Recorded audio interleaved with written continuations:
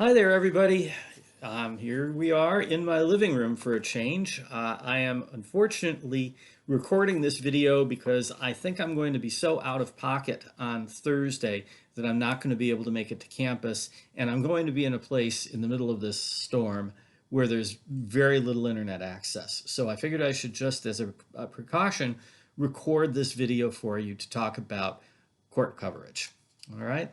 And we can talk more about this on Tuesday when I'm back officially on Zoom. All right. But for starters, let me just tell you a little bit about what court coverage is like. Frankly, it's boredom interspersed with high drama. And your job as a reporter is going to be to sift through boring legal documents and sit there during a boring trial and wait until you find the high drama and capture that high drama for the readers. Now, before you're ever really ready to cover that high drama, you have to learn a little bit about the court system. And to start, I would recommend that all of you read the glossary in the Bales textbook, which has a lot of court terms. You're really going to need to know these terms. You can't understand the court system without knowing the language of the courts. So I would suggest you start there. And I'm going to give you a little bit of a preview by going through some of the most important terms here.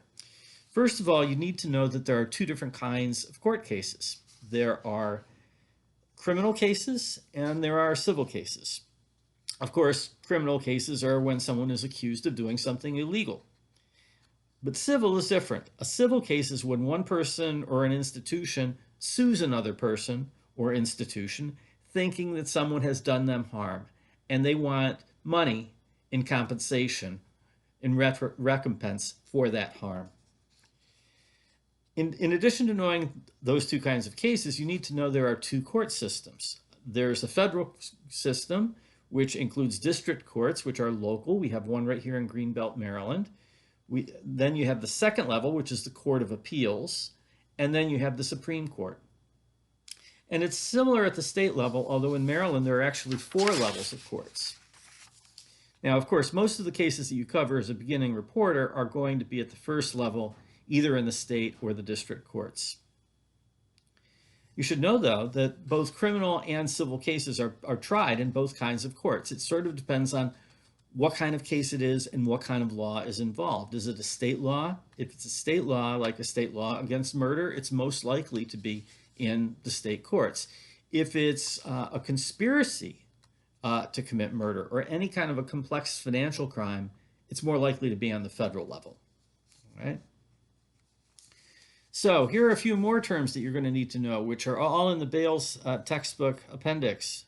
A felony, all right? A felony is a major crime punishable by a year or more in prison, okay? Felony is a major crime punishable by a year or more in federal prison.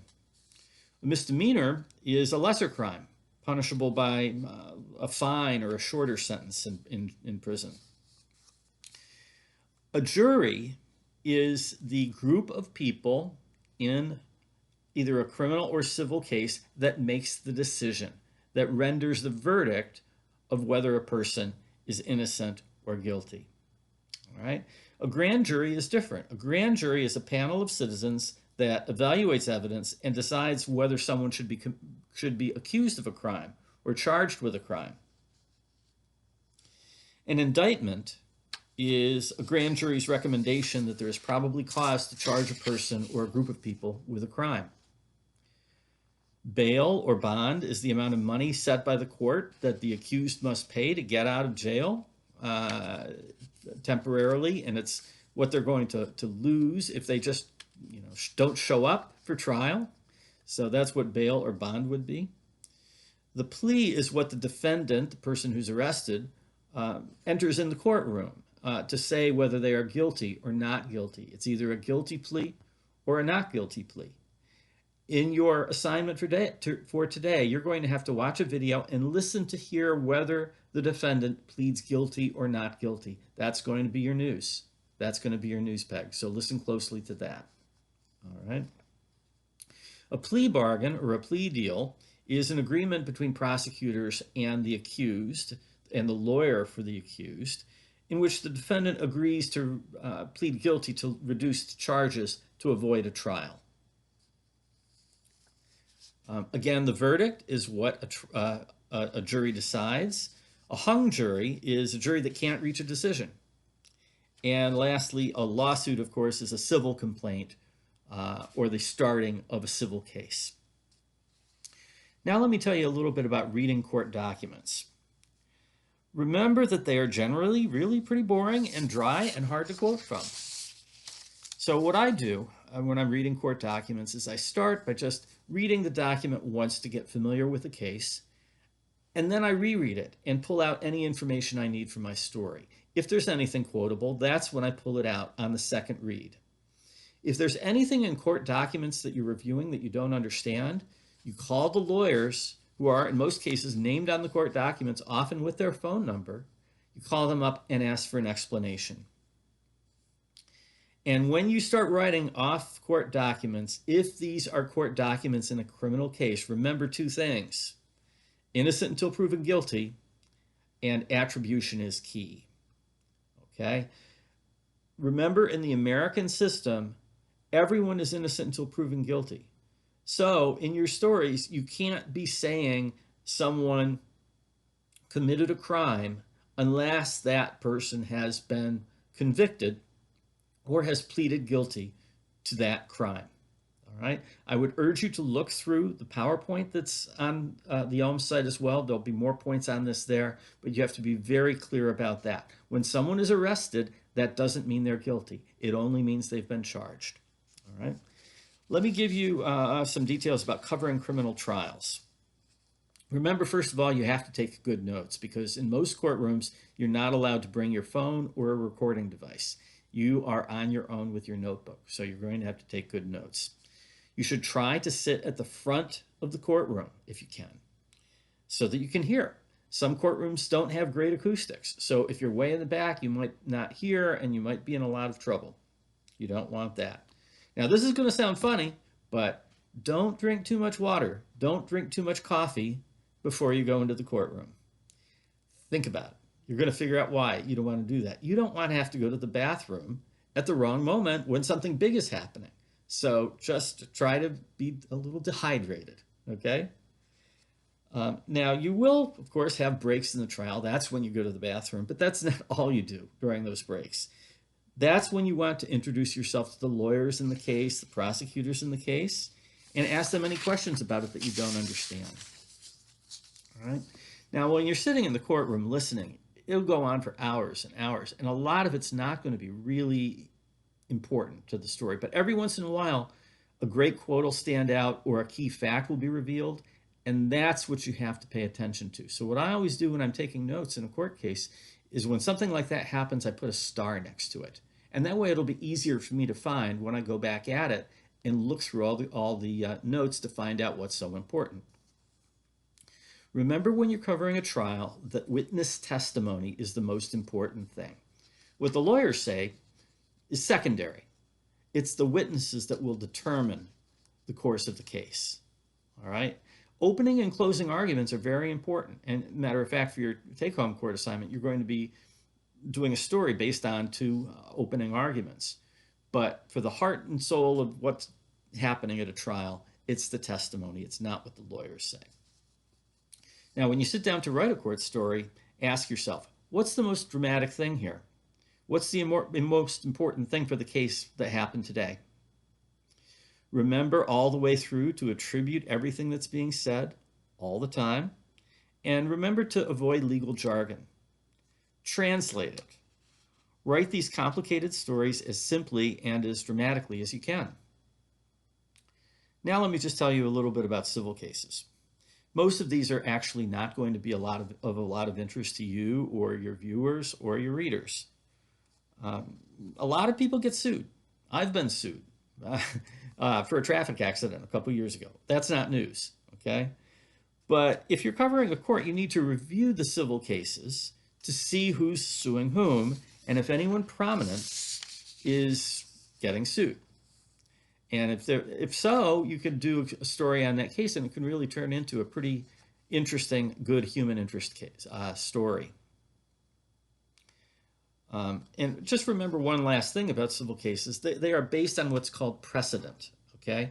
And precedent is what's happened before, what other judges have decided in similar cases.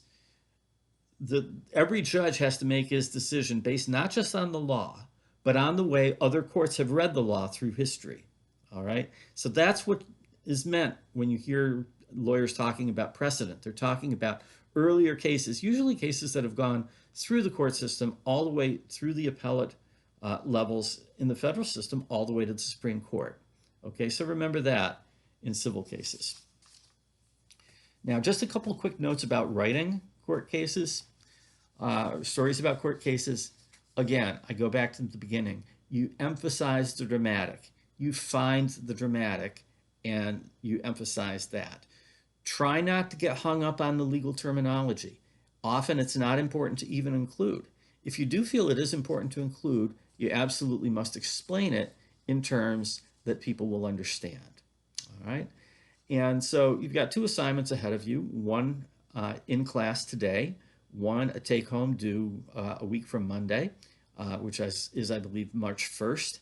And so just keep these things in mind as you're writing. I think they're both fairly simple court cases for you to take a look at. One is an arraignment. That's what you're going to be doing in class today. And then you're going to be doing opening arguments of a trial for your take-home assignment. And that's going to all be up there on Elms. So in conclusion, you'll hear something from me that I say all the time about all kinds of stories.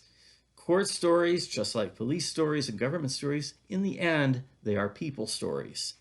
They are not boring stories about what lawyers say. They're really interesting stories about what people do to each other. Okay? Remember, again, I'm going to drill this into your heads all semester long on crime and court stories. You need to attribute information. Practically every paragraph needs to be attributed so that you yourself are not in the position of accusing someone of a crime. The prosecutors in your story will be accusing someone of a crime, but it has to come in the prosecutor's voices. It's better to over-attribute than to under-attribute in crime and court stories. And so that's basically it for now. We're going to go in a little bit more depth next week because on Tuesday, I will be showing you a lot of court stories, including several that I've done in the last few years that I think will give you an idea of how to write these sorts of stories better. Now, as it stands right now, you have probably a couple minutes before your story will appear and be available on Elms, your assignment tonight. It will come due at 6:15. It'll appear, it will be a short video with an explanation, and you are to take a look at the video, read the explanation first, watch the video, and then write a story of 300 to 400 words, if you can, as much as you can, about what happened in that case that day. All right? So that's it for now. I should be able to be available by text, but again, my cell phone service today will be very, very spotty, so don't expect too much. I'm sorry we got to do class this way on this day, but that's just the way it's happened. It'll happen once or twice a semester maybe. So thank you very much, and we'll see you on Zoom on Tuesday, and we'll see you in person, weather permitting, next Thursday. Thanks.